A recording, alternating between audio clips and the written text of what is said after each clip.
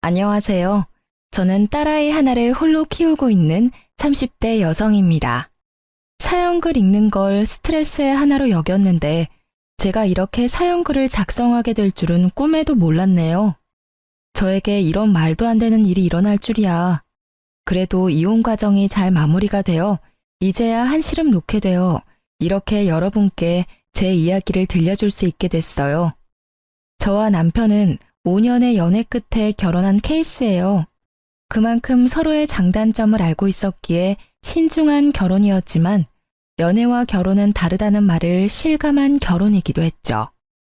저는 그리 잘 사는 집 딸은 아니지만 사회 초년생 때 부모님이 돌아가셔서 유산이 좀 있었어요. 결혼 기간 동안에는 그 부분을 남편에게 말하지는 않았죠. 왜냐고요? 남편은 돈을 너무 사랑하거든요. 일명 과시욕의 현신. 그런데 결혼하고 보니 시댁에도 과시욕의 현신이 한 분 더 있더군요. 바로 우리 시모였어요. 시모는 제가 부모가 없다는 것도 친정에 돈이 없다는 것도 무척이나 싫어하셔서 결혼을 엄청 반대했어요. 그때 그냥 관뒀어야 했는데 제가 콩깍지가 단단히 쓰였는지 그때는 그놈이 좋아서 빨리 결혼이 하고 싶었죠. 그때 나로 돌아간다면 절대 하지 않을 결혼이라는 선택. 그 선택 이후 제 삶은 180도로 달라졌어요. 결혼 직후 알게 된 그놈의 다른 얼굴은 놈팽이였어요. 그리고 잡은 물고기는 거들떠도 보지 않는 쓰레기 같은 인간이기도 했죠. 남편의 그런 모습은 제가 시모와 부딪힐 때마다 드러났어요. 제일 처음 남편의 다른 모습을 느꼈을 때는 임신 전으로 그 당시 저는 간호사로 일하고 있었죠. 제가 일하던 병원은 환자가 많아 바쁜 곳이었고 매일 아침 8시부터 저녁 7시까지 일을 하고 집에 돌아가면 집안일 하기도 힘들 정도였어요. 장시간 서 있고 말해야 하고 웃어야 하고 신경을 곤두세워야 했으니까요. 신혼여행을 다녀오고 복귀를 한 날 오후 시모에게 전화가 왔어요. 얘, 너 반찬 좀 만들어서 오늘 저녁에 우리 집에 갖다 주고 가. 반찬이요? 귀 먹었니? 한 번에 알아듣지도 못해. 사오지 말고 만들어서 와. 저는 힘든 몸으로 장을 봐서 반찬을 만들어 시모의 집으로 갔습니다. 이미 시간은 9시가 훌쩍 넘어 있었어요. 어머님, 반찬 만들어 왔어요. 넌 왜 이렇게 늦어? 식탁 위에 반찬 올려놔라. 반찬을 올려놓자 시모는 손에 일회용 장갑을 끼고는 젓가락을 들고 왔어요. 그러더니 제가 만든 반찬의 냄새를 맡고 한 입씩 맛보더군요. 어쩜 이리 하나같이 맛이라고는 없니? 이래가지고 내 아들 아침밥이나 제대로 만들어 주겠어? 그러면서 제가 보는 눈 앞에서 제가 방금 만든 반찬을 음식물 쓰레기통에 탈탈 털어넣기 시작했어요. 그리고 그걸 보는 제 멘탈도 탈탈 털리고 있었죠. 부모 없는 건 티가 안 날래야 안 날 수가 없어. 배운 게 없으니 음식 맛이 이 모양이지. 너 내가 됐다고 할 때까지 월, 수, 금 반찬 만들어서 와. 내가 지정하는 걸로. 알았지? 그러면서 마지막에는 자기가 버린 음식을 담은 봉투를 제게 건네며 나가는 길에 버리라고 시키기까지 했죠. 정성스레 만든 반찬을 가져오자마자 내 손으로 버리는 그 기분 정말 더러웠어요. 눈물도 나고 눈물이 마르니 화가 나고 화가 가라앉으니 어떻게 하면 복수할 수 있을까를 생각하고 있더라고요. 어머님, 반찬 가져왔어요. 그래, 오늘은 닭갈비, 오이소박이, 시금치 나물이지? 시모가 젓가락을 들어 한 입 넣는 것을 보며 저는 속으로 웃었습니다. 이게 뭐니? 닭갈비가 왜 이렇게 달아? 오이소박이는 짜고 시금치는 왜 이렇게 곤죽이 됐어? 제가 조미료를 잘못 봤나 봐요. 그치만 어차피 쓰레기통에 버릴 음식 상관없지 않나요? 드시지도 않을 거 설탕 덩어리, 소금 덩어리면 뭐 어때요? 먹을 사람도 없는데. 예, 그럼 너 일부러 이랬다는 얘기니? 제가 왜 일부러 그러겠어요. 어머님이 제 음식을 일부러 버리는 게 아닌 것처럼 저도 일부러 그런 건 아니에요. 말하는 것 좀 봐. 음식 버린 게 그렇게 화났어? 그럼 음식을 맛있게 해와. 그러면 내가 버릴 리가 있겠어? 네가 못 배운 걸 왜 내 탓을 하고 난리니? 어머님도 못 배운 티가 나세요. 누가 음식을 그렇게 함부로 대해요? 음식 남기면 지옥 간다는 말도 있잖아요. 그러다 진짜 큰일 나면 어쩌시려고. 너 지금 나 타박하는 거니? 좀 기가 막혀서 네가 그러고도 며느리야? 음식이 음식 같아야 말이지. 소여물 같은 음식도 반찬이라고 시어머니한테 가져오다니. 네, 어머님이 그렇게 말씀하시면 어쩔 수 없죠. 소여물 같은 음식 2번 다시 어머니께 가져다 드리지 않을게요. 그럼 됐죠? 결국 저는 6개월 만에 반찬 지옥에서 벗어났습니다. 그러나 그 뒤에는 더 큰 지옥이 기다리고 있었어요. 육아휴직 중에 시모의 호출로 시작된 그 일이요. 예, 너 오늘 쇼핑하는 때 따라와라. 그날은 우리의 음력 생일이었어요. 그래서 저는 시모가 손녀 생일 선물이라도 사주려나 보다 싶어서 따라 나섰죠. 애를 맡길 곳이 없어 어린이집에 맡겨두고 백화점으로 갔어요. 너 뭘 그렇게 멀뚱멀뚱 쳐다봐? 빨리 들어. 아니, 자기는 손이 없고 발이 없는지 저에게 짐을 들도록 시키더라고요. 뭐 거기까지는 그나마 좋게 봐줄 수 있었어요. 백화점에서 몇 보따리를 사서 나온 시모가 이번에는 자신이 가던 정형외과로 향했어요. 시모는 족저근막염이라는 걸 앓고 있는데 잘 낫지 않아서 정기적으로 정형외과를 방문하고 있었어요. 그런데 그날따라 한 간호사와 트러블이 잦더라고요. 저는 하녀처럼 옆에 붙어서 다니고 있었기에 시모의 과도한 요구와 간호사의 불친절이 만나 싸움판이 벌어진 것을 구경하고 있었죠. 아가씨, 여기는 왜 금액이 이렇게 비싸? 저번에 다니던 곳은 이곳 1회 금액으로 2회를 할 수 있을 정도였는데 너무 과잉 청구 아니야?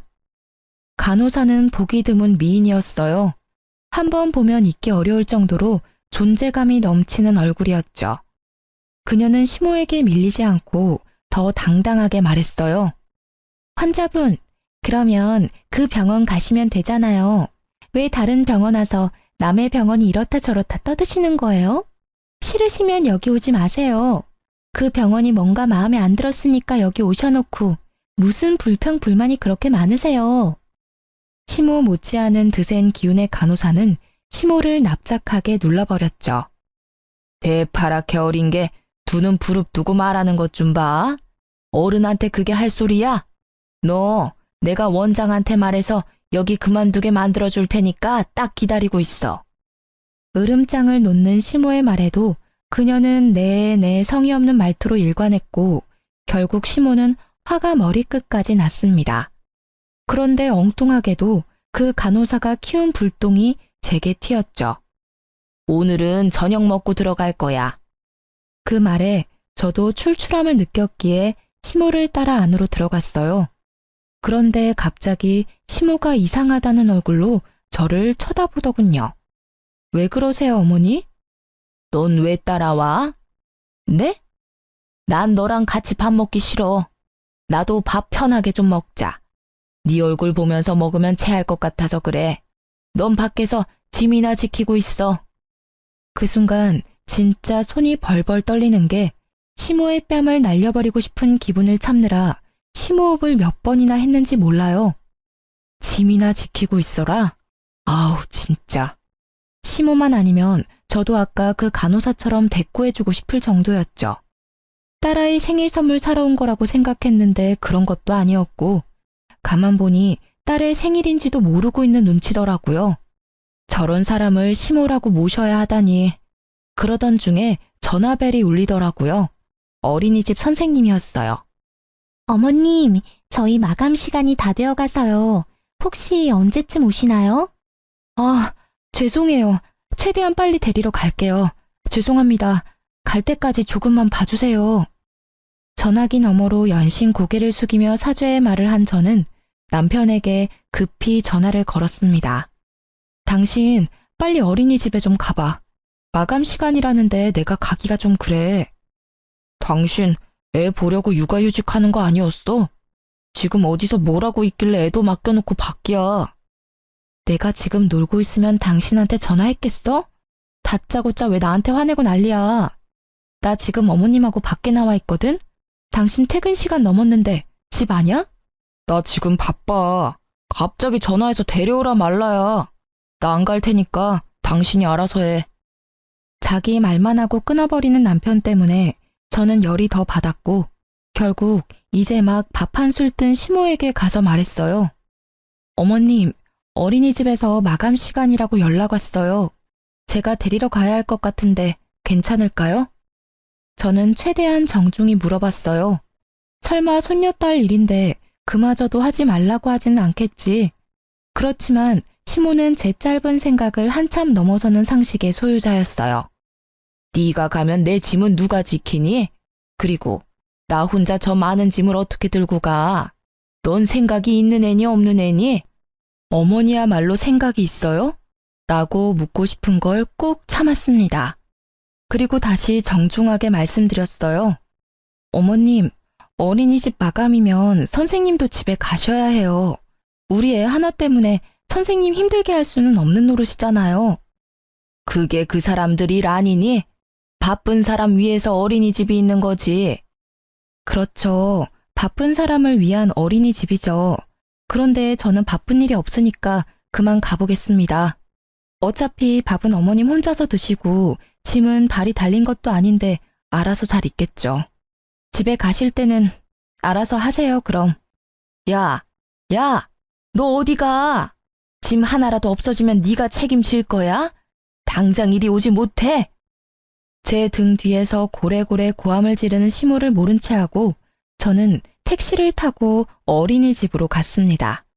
택시 안에서 초조하고 미안한 마음에 눈물이 다 나더라고요. 두 번 다시 내가 저놈의 시모 믿나 봐라 하는 마음만 가득했어요. 애는 늦게까지 혼자 있어서 그런지 시무룩해 보였어요. 저는 백화점에서 딸 생일 선물 하나 사오지 못한 저를 원망했어요. 점심때 어린이집에 맡기면서 우리 딸 생일 선물 사오겠다고 말했는데 그걸 지켜주지 못해서 속상했거든요. 집에 와서 아이를 재워놓고 나니 억눌렀던 화가 차오르는 것이 느껴졌습니다. 12시가 넘어서야 남편 놈이 어슬렁어슬렁 기어들어오더군요. 당신 지금까지 어디서 뭐 하다가 오는 거야? 설마 술 마셨어? 그래, 술 한잔 했다. 왜? 마누라가 집에서 보라는 애는 안 보고 싸돌아다녀서 열받아서 한잔 했어. 아이고, 애 좀 데리고 오라고 했더니 한밤중까지 술을 쳐드시고 오셨어? 당신 나하고 애한테는 신경도 안 쓰지? 내가 못 간다고 이야기하면 당신이라도 가야 하잖아. 오늘 애가 시무룩해서는 그게 내 잘못이야? 따지고 보면 당신이 육아휴직하면서 집에서 쉬는 주제에 빨빨거리고 돌아다닌 게 잘못이지. 내가 어디 갔었는지는 알고나 하는 말이야? 어머니가 불러서 나갔어. 나더러 짐꾼 시키고 어린이집 간다니까 가지 말라고 하더라고. 애기 생일이라 난 또 생일 선물이나 사주려나 싶어서 나갔지. 선물? 선물은커녕 사람을 식모처럼 부리는데 어떻게 둘이 그렇게 똑같아? 똑같이 무신경하고 제멋대로야. 야, 너 우리 엄마 욕하는 거야? 가만히 보면 너는 우리 엄마에 대한 존중이 없어. 엄마가 일부러 그랬겠어? 곤란하니까 그랬겠지. 네 생각만 하지 말고 다른 사람 생각도 좀 해. 아니, 저녁 시간에 어머니는 식사하러 들어가시고는 나한테는 밖에서 짐 지키라는데 당신은 이해가 돼? 나는 어머님이 일부러 그랬다는 생각밖에 안 들어. 며느리 시집살이 시키는 거로밖에 안 보인다고. 밥도 못 먹고 밥 먹는 거 지켜보면서 멀뚱히 서 있는 게 얼마나 비참한지 당신은 이해할 수 있어? 그래서 꼴랑 밥 한 끼 못 먹게 했다고 이 난리야? 그게 그렇게 억울해? 자, 돈 줄 테니까 가서 먹고 와. 아주 배 터지게 먹고 와. 그럼 되겠네. 갑자기 지갑을 열어젖힌 남편이 제 얼굴로 10,000원짜리 한 장을 집어 던졌어요. 순간 그 치욕과 더러운 기분이 한데 뭉치면서 제 눈깔도 돌아버렸습니다. 이 인간이 돌았나? 지금 내 얼굴에 돈을 던져? 내가 지금 돈 없어서 그러는 줄 알아? 사람을 하녀처럼 부려먹는 당신 엄마한테 열받아서 그러지. 당신 엄마? 이게 오냐오냐 하니까 시어머니를 뭐라고 생각하는 거야? 그리고 돈 준 게 싫어? 너 매일 입만 열면 돈 없다 앵앵대잖아. 그리고 남들은 애 보면서 살림도 잘만 하는데 당신은 그거 하나도 제대로 못해서 바쁜 사람 오라가라야? 진짜 한 대 패버리고 싶은 걸 겨우 참았어요. 저놈이 지금까지 돈 없다는 제 말을 이런 식으로 받아들인 줄 몰랐어요. 매번 남편 사치를 말리려고 돈 없다고 자제시킨 것뿐인데. 그래, 남의 남편들은 일하면서도 애한테 어찌나 지극정성인지. 그에 비하면 우리 애 아빠라고 있는 놈은 그 와중에 자기 엄마랑 똑같이 애 생일까지 잊어버리고 바로 어제 이야기했는데 애 얼굴 보는 거 미안하지도 않니? 음력 생일이 뭐가 중요한데 양력 생일 챙겨주면 되잖아. 이러니 내가 당신을 못 믿지. 당신 아버님이 음력 생일 지내라고 한 거 잊었어? 어떻게 아버님만 연락 올 수가 있어? 당신이 오늘 어떻게 나오는지 보고 아버님한테 말할까 말까 고민했는데 안 되겠어. 내일 당장 전화해서 이야기할 거야. 잠깐만. 그런 걸로 무슨 전화까지 해. 좋아. 그럼 내일 가족끼리 가까운 동물원이라도 갔다 오자.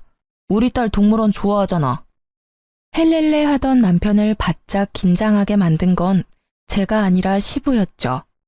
남편은 시부가 운영하는 작은 회사에서 관리직이라는 명목뿐인 직급으로 일하면서 월급을 받고 있거든요. 게다가 월급 외에도 손녀 용돈이라는 명목으로 매달 몇십만 원씩 주셔요. 몰래 저한테만 따로 용돈도 주시고요. 그만큼 시부는 며느리와 손녀딸에게 잘해주셔요. 진짜 남편놈한테 화나면 다 때려치고 싶다가도 할아버지 품에서 방긋방긋 미소 짓는 딸 생각에 내가 참자고 포기할 때도 있었어요. 제발, 정말로 이제 좀 잘하자. 그리고 당신 어머니한테 말 좀 해줘. 매번 불러내시면 이번에는 진짜 아버님께 말씀드릴 테니까. 그래, 내가 엄마한테 전화해서 잘 처리할게. 잠깐만 기다려봐. 지금 당장 전화할게. 그러더니 생각이 있는지 없는지 새벽 1시에 시모께 전화를 하지 뭐해요. 저는 어이가 없었지만 시모도 된통 당하길 마음으로 막지 않았어요. 엄마는 왜 애 잘 보고 있는 주부를 불러다가 그런 일을 시켜? 그리고 애 손녀 생일을 잊고 사는 할머니가 세상에 어딨어? 이제 2번 다시 와이프 쓸데없는 일에 와이프 불러내지 마. 한 번만 더 그러면 아버지한테 이를 거야. 유치하기 이를 데 없는 아버지에게 이른다는 협박이 이 집에서만은 만능이었어요. 게다가 오밤중에 자기 엄마한테 전화해서 전화리를 치다니. 그래도 제 속은 시원하긴 하더군요. 야, 너 네 안사람 얘기 듣고 이러는 거니? 나도 걔 때문에 힘들었어. 짐꾼으로 불렀는데 휙 가버리고. 결국 택시기사님이 옮겨주셨잖니? 엄마, 와이프가 무슨 짐꾼이야?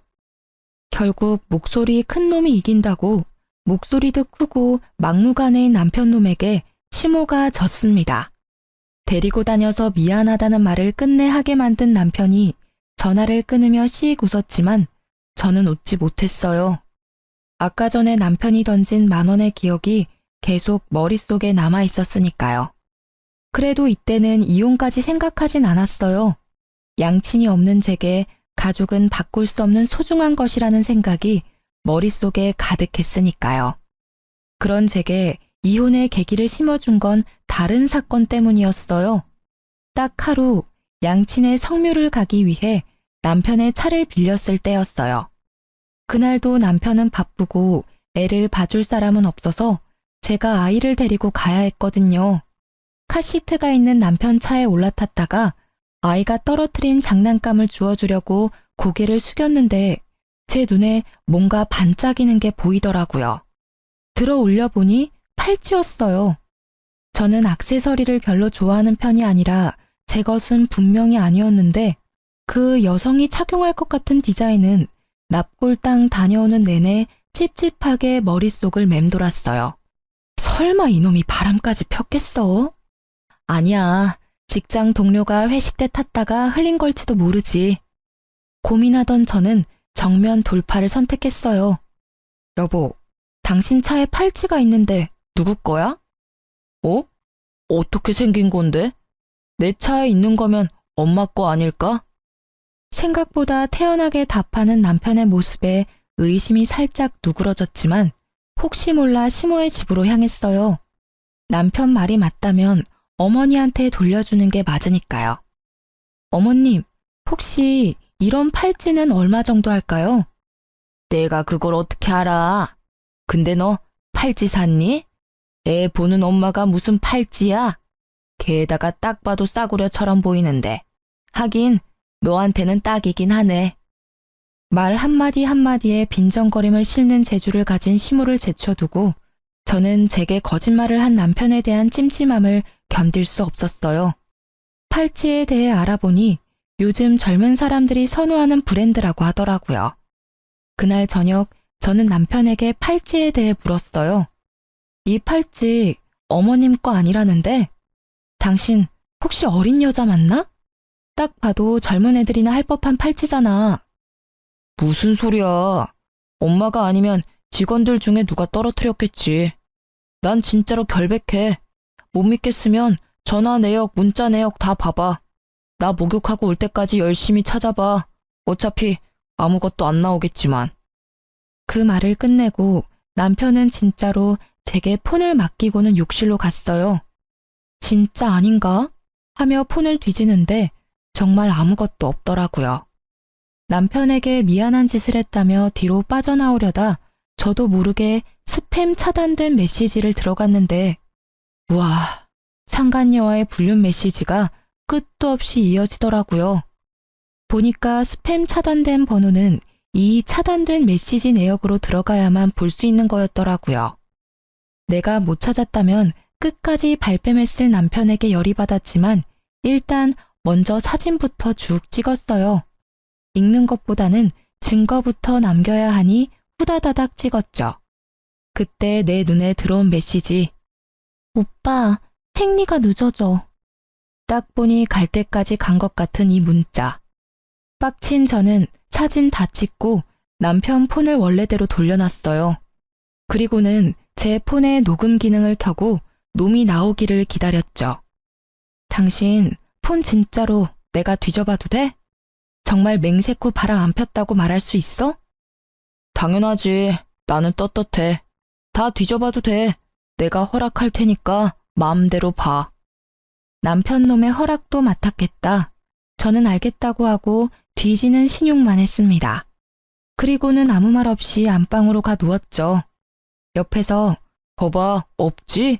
하며 의기양양하게 웃는 모습에 한 대 팰까 했지만 참았어요. 마지막 결정적인 한 방을 위해 정말로 영혼까지 끌어모아 참았습니다. 그놈이 출근하고 저는 바빠졌습니다. 찍어놓은 수십 장의 사진을 분석해야 해서요. 그러다 보니 주소를 찍은 문자가 있더군요. 그런데 그 문자 주소가 눈에 익었어요. 어머님이 다니는 정형외과 주소였거든요. 저는 잠시 고민하다가 정형외과로 갔습니다. 그리고 간호사들이 앉아있는 안내 데스크에서 이렇게 말했죠. 며칠 전에 요 앞에서 팔찌를 하나 주웠는데 혹시 주인이 계신가요? 제 것 같은데요. 그렇게 나서는 여자의 얼굴을 보고 저는 속으로 깜짝 놀랐습니다. 시모와 대판 싸운 그 불친절한 간호사였거든요. 저는 속으로 숨을 삼키고 확인했어요. 진짜 주인인지 모르니까 팔찌가 어떻게 생겼는지 설명해 주시겠어요? 똑같으면 제가 드릴게요. 로즈골드의 체인이고요. 꽃 모양이에요.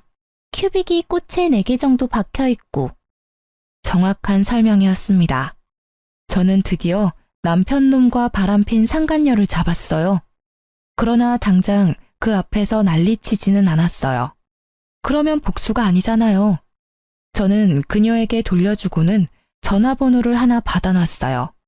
상간녀가 제게 뭐라도 사겠다고 하길래 지금은 안 되니 나중에 제가 전화하면 와달라고 했죠. 이것도 인연인데 친하게 지내자면서요. 그리고 집에 돌아와 남편을 기다렸습니다. 그날도 남편은 상간녀를 만났는지 엄청 늦게 오더군요. 당신 바람 폈지? 무슨 헛소리야. 아니라고 몇 번을 얘기해. 그런데 어떡하지? 나는 이미 증거를 잡았는데. 뭐? 그런 게 있을 리가 없잖아. 그놈은 눈에 띄게 당황하고 있었어요. 그 모습은 틀림없는 불륜남의 불안함이었습니다.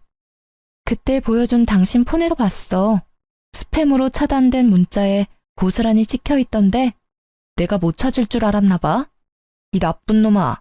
애한테 신경도 안 쓰고 늦게 쏘다니더니 바람을 펴? 이제 애가 1살이다. 당신 머리통에는 도대체 뭐가 든 거야? 애 아빠라는 생각이 있긴 해? 아, 그래. 폈다. 바람 좀 폈어. 맨날 집에서 들들 볶기나 하는 마누라한테 질려서 다른 여자 좀 만났어. 근데 그게 뭐? 내가 죽을 죄를 지은 것도 아니잖아. 솔직히 나도 당신한테 질려. 매번 우리 엄마랑 싸우고 나랑 싸우고. 나도 당신이랑 같이 살기 싫어. 이혼해. 진짜 돌았구나. 완전 갈 때까지 가셨네. 세상은 당신 같은 놈을 유책 배우자라고 해. 당신한테 유리한 점은 하나도 없다고. 그딴 거 난 모르고 딸 양육권, 친권만 있으면 돼. 어차피 당신은 경제권도 없고 아무것도 없잖아. 그러니까 당신은 애 못 데려가. 우리 딸이 황금알을 낳는 거위인데 당신이 가져가면 똥 되는 거야. 에라이 이 미친놈아. 딸을 돈 버는 기계로 생각해? 아버님이 주시는 용돈 때문에 애 데려가려는 거면 절대 못 데려가. 이혼하자고? 그래, 내가 못할 줄 알아. 이혼해. 소송 걸고 엉망진창으로 같이 싸워보자, 어? 지금 당장 어머님 댁으로 같이 가. 가서 이혼하겠다고 말씀드리고. 화가 머리끝까지 난 저는 시모 집으로 가는 차 안에서 시부와 상간녀에게 문자를 보냈습니다. 시모의 집 주소를 보내면서 지금 이쪽으로 오라고 말이죠. 갑자기 너희들 무슨 일이야? 둘이서 같이. 어머님, 저희 이혼하기로 했어요. 제가 말을 꺼내자마자 시모의 얼굴빛이 확 달라지며 눈을 반짝이더군요. 저는 속으로 웃었습니다. 남편놈의 상간녀가 누구인지 알고도 이렇게 좋아할 수 있을까요? 어머, 얘 잘됐다. 너희는 아무리 봐도 안 맞았어.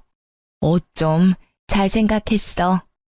어머님, 안 맞아서 헤어지는 게 아니라 이 사람이 바람 펴서 헤어지는 거예요. 바람? 너 진짜 바람 폈니?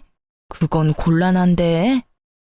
저는 시모가 맞받아칠 줄 알았는데 시모는 답지 않게 당황스러운 표정을 지어 보였습니다. 곤란한 게 아니라 잘못된 거죠. 어머님은 아들을 어떻게 키우셨길래 그걸 당당하다고 말하는 거죠? 얘는 말은 똑바로 해. 사람이 바람을 피우는 데는 원인 제공을 한 너한테도 문제가 있어. 제가 무슨 원인 제공을 했어요? 제가 제발 좀 여자 만나라고 이 인간한테 여자를 들이밀기를 했어요? 아니면 여자한테 우리 남편 좀 만나달라고 빌기라도 했어요? 말을 참 이상하게 하네요? 잘못은 이 새끼가 했는데 왜 제 탓을 하세요? 네 꼴을 좀 봐. 그걸 나한테 물으면 내가 뭐라고 해야 하니? 네가 이렇게 추레하게 다니니까 네 남편이 바람을 피우지. 얼굴이 못생겼으면 돈이라도 많던가. 세상에 하고 많은 여자 중에 꼭 골라도 이런 애를 골라서는 그래도 이제 헤어진다니 다행이구나. 그게 무슨 소리야? 방문이 열리고 시부가 들어왔습니다. 시부의 얼굴이 열을 받아 벌겋게 달아올라 있었고 시모의 얼굴은 새파랗게 질렸습니다. 야, 너 바람 폈어? 진짜 바람 펴서 며느리랑 헤어지는 거야? 그게 바람을 핀 게 아니라 성격이 안 맞아서 헤어지는 거예요. 매번 엄마랑 싸우고 저랑도 안 맞고. 대신 애는 제가 데려올 거예요, 아버지. 아버님, 그이에게 상간녀가 있더라고요. 이게 바람 핀 게 아니면 뭐겠어요? 그 여자랑 결혼하겠다고 저랑 헤어지겠대요. 멍청한 놈, 전하의 몹쓸 놈. 핏줄 어디 안 간다더니 지 어미랑 똑같은 짓을 해? 네 어미랑 내가 왜 별거 중인지 몰라서 그런 짓을 해? 여보, 지금 며느리는 저희랑 급이 안 맞아요. 친정에 부모도 없고 돈도 없고 그렇다고 예쁘기나 해요? 그 입 좀 다물어. 당신 그 바람기로 내가 받은 고통, 이번에는 당신 자식이 제 아내한테 그대로 저지르고 있어. 당신은 느끼는 게 없어? 그러고도 당신이 어미야? 아버지, 이 사람이 매번 어머니랑 싸워서. 내가 바보냐? 며느리한테 다 들어서 이미 알고 있다. 하나부터 열까지 네 어미와 네가 잘못한 짓을. 네 어미가 그런 짓을 저지르면 너라도 네 처를 감싸고 위로해야지. 아이고, 자식 새끼라고 하나 있는 게 모질이가 따로 없어. 이유가 어찌 됐든 둘 다 이혼하기로 한 거 그냥 허락해주고 재혼시켜줘요. 새로 들일 애는 집도 꽤 살고 애도 참아대요. 이놈의 옆했네. 끝까지 반성은커녕 불난 집에 부채질만 해? 좋아. 그렇다면 나도 이제껏 질질 끌어온 일을 해결해야겠지. 오늘부터 당신에게 주던 돈은 다 끊을 거야.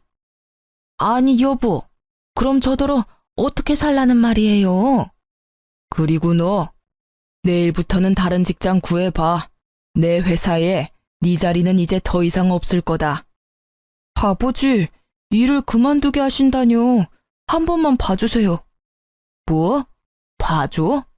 나는 이미 결정했다 이놈아. 이 집안의 바람으로 이런 일 일어나는 건 마지막이어야 할 거야. 아니면 내가 진짜로 이번에는 당신이랑 이혼하고 아들놈 호적에서 파버릴 테니까. 아버지, 아버지는 도대체 누구 편이에요? 내가 저 여자랑 안 살겠다는데 왜 아버지가 이 난리시냐고요? 이놈이 그래도 제정신을 못 차리지? 내가 왜 난리냐고? 내가 내 손녀딸 할아버지라서 그렇지. 니놈한테 무슨 아빠 자격이 있어? 귀한 딸 팽개 쳐놓고 여자 만나러 다니는 꼴이 어떻게 둘이 똑같아? 시부의 분노에 찬 고함 소리가 끝나자마자 벨이 울렸어요. 저는 후다닥 뛰어나가 상간녀를 안으로 들였습니다. 제가 부탁한 순대 사오셨네요. 고마워요. 제가 순대를 너무 좋아하거든요. 자, 어서 들어오세요. 집안이 좀 어수선하긴 하지만. 거실로 들어오는 그녀의 모습에 놀란 건 남편뿐만이 아니었어요. 두 사람의 그 썩어버린 표정을 보니 제 기분이 너무 상쾌하더라고요. 게다가 상간녀는 남편과 시모를 쳐다보더니 망했다는 표정으로 그 자리에 서 있었어요. 망했겠죠. 자기가 그렇게 업신여기던 민폐 환자가 여기 딱 서 있는데. 왜 네가 여기 와? 나 팔찌 찾아주신 분이 이분이셔. 뭐? 팔찌? 그래, 그 팔찌. 망할 당신이 나한테 거짓말했던 그거 어머님 거 아니었더라? 그래서 내가 주인 찾아줬어. 그리고 이참에 여기에 불렀지. 관계자들 다 모였으니까 이혼 얘기 이제 해보자고. 제 말이 끝나기도 전에 시모는 발광을 했습니다. 거의 발작 수준이었죠. 그것도 이해는 가요. 시모를 하찮게 여긴 간호사잖아요. 물론 하찮은 사람이긴 하지만 대놓고 그런 대우를 당한 게 처음이라. 예, 너 만난다는 여자가 이 여자야? 미쳤어, 미쳤어. 이 여자 절대로 안 돼. 도대체가 너는 보는 눈이 왜 이렇게 없어? 게다가 순대 내가 제일 질색하는 걸 들고 왔잖아. 엄마가 어떻게 얘를 알아? 두말 안 해. 나는 이 애는 허락 못 해. 같은 값이면 그나마 조금이라도 순종적인 며느리가 낫지. 어머님, 제가 왜 남아있으리라고 생각해요? 저 나갈 건데요. 이제 와서 버스 잡아도 늦었어요. 저도 두 분한테 정이 뚝 떨어졌거든요. 정말 어디 가서 이런 애들만 골라서 와? 좀 괜찮은 애를 데리고 와야 데리고 다닐 맛이 날 거 아니야. 상간녀는 잠시 주변을 둘러보는 듯 하더니 생각이 끝난 듯 말도 안 되는 말을 짓거리더라고요. 안녕하세요. 정하경이에요. 오빠와는 만난 지 1년 됐고 오빠와의 결혼을 진지하게 생각하고 있어요. 머리가 돌아버린 건지 원래 앞만 보고 사는 건지는 모르겠지만 아직 정식으로 이혼도 안 한 와이프 앞에서 당당하게 말하는 꼴을 보니 보통 꼴통은 아니구나 하는 생각이 들었죠. 그래요? 아직 이혼도 안 한 남자랑 결혼 생각을 하고 있어요? 부인 있는 남자랑 바람 펴놓고 상간녀라 그런지 얼굴에 철판을 깔았나 봐요. 세상의 모든 상간녀들이 다 그렇죠. 전 당당해요. 상간녀이기 전에 저와 오빠는 사랑하는 사이고 그걸 맡고 있는 사람이 아줌마니까요. 애를 빌미로 매번 협박한다는데 그게 아내가 할 행동인가요? 네가 뭘 안다고 입을 나불대? 애를 빌미로 협박? 네가 좋아하는 오빠가 그리 말하든? 웃기고 있네. 이렇게 순진한 아가씨가 여기 있네. 이보세요, 상간녀 씨. 당신 오빠는 기본적으로 애를 안 봐줘요. 애를 빌미로 협박? 당신 오빠가 애를 무서워할 것 같아? 정작 무서워하는 건 따로 있는데? 그리고 당신도 애를 가졌다면서 애를 빌미로 합법적인 남편한테 집에 관심 좀 가지라고 말한 와이프랑 애를 빌미로 애 있는 유부남 꼬셔서 결혼하자고 하는 상간녀랑 딱 봐도 누가 진짜 잘못한 건지는 뻔하지 않아? 그만해. 하경이 하는 말 다 100번 오라.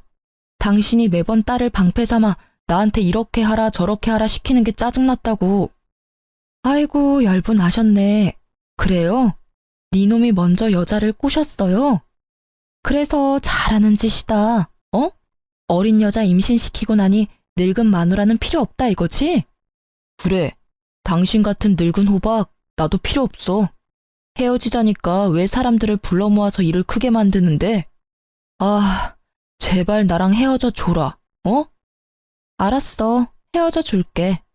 그치만 어머님도 아버님도 아셔야 하잖아. 우리가 왜 헤어지는지, 누구에게 잘못이 있는지, 누가 가정을 파탄냈는지. 말만 하면 다 내 탓이지. 그러는 너는 도대체 뭘 잘했다고 그렇게 큰 소리야? 나 잘한 거 없어. 그치만 잘못한 것도 없지. 나는 지금 횡단보도에서 신호 지키며 서 있다가 뺑소니 당한 기분이거든. 잘못한 게 없어? 매번 엄마랑 싸우고 나한테 이빨 들이댄 게 누군데? 엄마가 처음부터 당신이랑 결혼 반대할 때 알아봤어야 했어. 야, 돈 없이 커서 궁상 맞은 것도 하루 이틀이지. 어떻게 매번 돈 없다고 나를 들들 볶을 수가 있어? 망할 남의 편이 꺼낸 그 말이 비수가 되어 제게 꽂혔지만 저는 저놈 등 뒤에 칼 꽂을 생각에 기분이 더 좋아졌어요. 돈 없이 커서 궁상 맞은 나에게 몇 억의 유산이 있다는 걸 알면 이놈은 어떤 반응을 할까 싶었거든요. 솔직히 제가 상간녀를 부르고 남편을 부채질한 건 두 사람이 결혼했으면 하는 마음에서였어요. 저는 이 여자에게 주고 싶었어요. 제가 이 지랄 맞은 시모와 남편에게 당한 수모와 치욕스러움을 말이죠. 분명히 이 두 사람은 내가 없으면 다른 사람에게 똑같은 행동을 하겠죠. 이 상간녀가 왜 남편과 결혼하고 싶어 하는지는 눈에 선해요. 딱 봐도 남편은 돈 많게 생겼으니까요. 제발 둘이 결혼해서 너도 나처럼 눈물 흘리며 고생해봐 하는 마음뿐이었죠. 우리 둘의 설전을 말린 건 시부였습니다. 둘 다 그만해라. 여기서 단단히 내 일러두는데 내가 죽으면 당신하고 당신 아들은 내 유산 받을 생각 꿈에도 하지 마. 내 재산 반은 사회에 환원하고 반은 소녀딸에게 줄 테니까. 그 말만 남기고 시부는 떠났고 남겨진 두 사람은 설마 진짜 그럴 리가 있겠냐며 의외로 낙관적인 생각을 하더라고요. 그래서 제가 그들이 그런 생각을 못하게 진실을 알려줬습니다. 아버님이 저번에 변호사와 유언장 다시 작성했다고 하셨는데 다들 그건 잊고 계시네요. 거기 뭐라고 적혀 있을지 궁금하지는 않으신가 봐요? 저는 그렇게 말하고 그 집에서 나왔습니다. 집에서 딸과 제 물건을 챙겨 나오고서는 남편과 이혼소송 진행했어요. 부모님이 남긴 유산으로 교회에 적당한 집도 하나 사고 파트타임으로 일하며 일자리도 얻었어요. 그리고 제가 집을 샀다는 걸 어디서 들었는지 시모가 제 집으로 찾아왔더군요. 예, 잘 지냈니? 일하느라 애 보니 힘들지? 그래서 내가 반찬 좀 싸왔어. 시모의 몰골은 웃기지도 않았습니다. 언제나 명품을 휘두르고 있던 시모에게 명품이라고는 하나도 보이지 않았으니까요. 내가 많이 잘못했어. 너한테 돈이 많았다면 미리 얘기하지 그랬어. 그랬으면 내가 그렇게까지 하지는 않았을 텐데. 아들도 많이 후회하더라. 그러니 다시 잘해보는 게 어떠냐? 이 집도 내놓고 우리 집으로 들어오고. 그리고 너 아직 네 시아버지랑 자주 만나는 것 같던데 그 사람한테 잘 얘기해서 나 용돈도 다시 받도록 해주고. 바뀐 줄 알았더니 하나도 바뀐 게 없더라고요. 사람 쉽게 바뀌지 않는다더니 어찌 이리 얄미운 부분은 그대로인지. 게다가 돈이 많았으면 나를 괴롭히지 않았을 거라는 그 생각이 정말 천박하고 예의 없는 생각이라는 걸 아직 모르더군요. 게다가 용돈을 다시 받을 수 있도록 해달라니. 제게 와서 할 말은 아니잖아요. 시부에게 가서 손이 발휘되도록 빌어야 할 일을 어째서 내게 책임 전가를 시키는지. 저는 쓰레기통을 가져와 시모가 가져온 반찬통 옆에 뒀습니다. 그리고 반찬통을 열어 하나하나 쓰레기통에 집어넣었어요. 반찬을 싸우면 제가 용서할 거라고 생각했어요? 아이고, 뻔뻔한 것도 유전인가 봐요. 아주머니께서 당신 아들한테 저하고 헤어지고 다른 여자랑 잘해보라는 말 했을 때부터 우리는 연 끊은 거예요. 아시겠어요? 그러니 당장 나가세요. 결국 시모는 본전도 못 찾고 터덜터덜 나갔죠. 저는 소금을 들고 시모 뒤를 따라가 문 앞에서 밖으로 소금을 휙휙 쳤습니다. 아주 재수가 더러우려니 이런 일을 당하고. 제가 치는 소금에 어이없는 듯 바라보는 시모를 보며 저는 문을 쾅 닫았습니다. 속이 어찌나 시원하던지.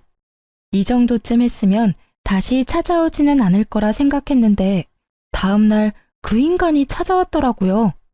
남편은 집안에 들어오더니 생각보다 잘 사는 모습을 보고 놀란 것 같더라고요. 그러더니 그 짜증나는 낯짝으로 실실 웃으며 말하더라고요. 엄마가 당신 집에 다녀갔다는 이야기 듣고 들렀어. 잘 살고 있는 거 보니 좋다. 혹시 이혼 다시 생각해 볼 생각 없어? 당신이 원하면 나도 그 여자랑은 인연 끊을게. 내가 왜 당신 같은 놈이랑 다시 재결합을 생각해야 해? 이보세요, 아저씨. 정신 똑바로 차리세요. 지금 그 말부터가 이미 아웃이라고요. 뭐? 내가 원하면 그 여자랑은 인연을 끊어? 야, 이 모자란 놈아.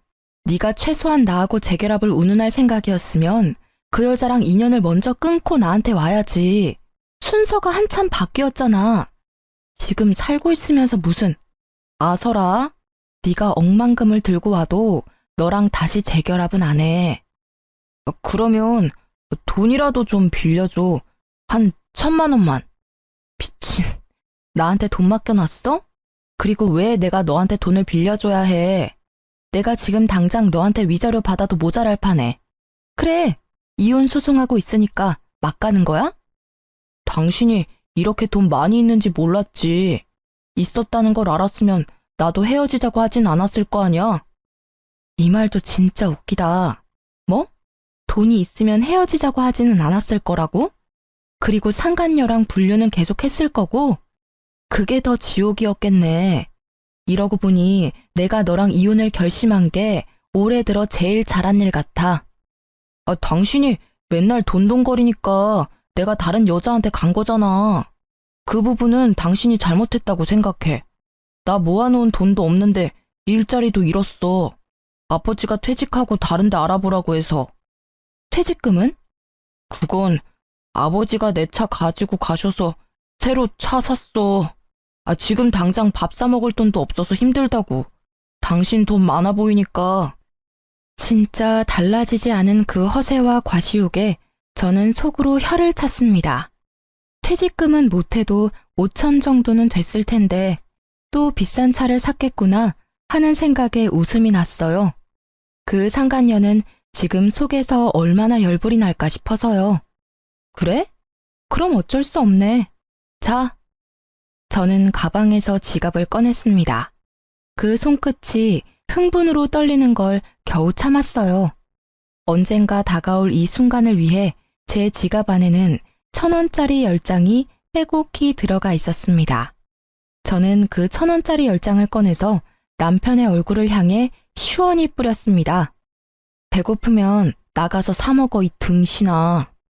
정말 10년 묵은 체증이 내려가는 기분에 저는 숨통이 확 트이는 걸 느꼈어요. 1,000원짜리 세례에 제대로 열받은 남편은 저를 노려보더니 열받아 집을 빠져나갔어요.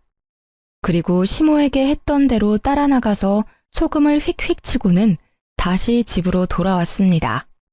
그 뒤로 그 사람들은 제 집에 찾아오지 않았어요. 그 자존심만 센 인간들에게 저희 집은 치욕과 수치스러움의 기억이니까요. 나중에 시부에게 들어보니 시부가 시모 집을 팔아버리는 바람에 상간녀와 전 남편 시모가 함께 살게 됐나 봐요. 그 상간녀도 대단한 게 시부의 재력이 탐났는지 언젠가 시부가 전 남편을 다시 거둘 거라는 생각 때문이었는지 셋이 같이 살기로 했다더군요. 하지만 전 남편과 시모는 그런 상간녀를 저 대신 봉이라고 생각했는지 하나부터 10까지 돈돈거리며 괴롭혔다더라고요. 제대로 빨대 꽂으려고 한 거죠. 나중에 두 사람이 빈털터리에 자기가 봉이라는 사실을 뒤늦게 깨달은 상간녀가 시모 명품들을 모조리 들고 도망갔대요. 시모는 상간녀를 잡으려고 눈에 불을 켜고 돌아다니다 결국 못 잡고 집에 붙어 있다고 하고요. 전 남편은 결국 일을 시작했으나 매번 잘려서 현재는 전단지 알바를 하며 살고 있다고 해요. 얼마 전에 그 동네에 들릴 일이 있었는데 다 잃고 기력까지 잃은 시모가 처음에는 못 알아볼 정도로 늙었더라고요. 그 모습에 뿌린 대로 거둔다는 말이 생각났어요. 요즘 여전히 시부와 제 딸은 자주 만나요. 재혼 생각은 글쎄요. 지금으로서는 별 생각 없네요. 사람 일 모르는 거라고 하지만 회복에 시간이 걸릴 것 같아요. 가족이 완성체여야만 행복하다고 생각한 지난날을 반성하며 단 둘뿐인 가족만으로도 행복하게 지내고 있으니까요. 긴 사연글 읽어주셔서 감사합니다.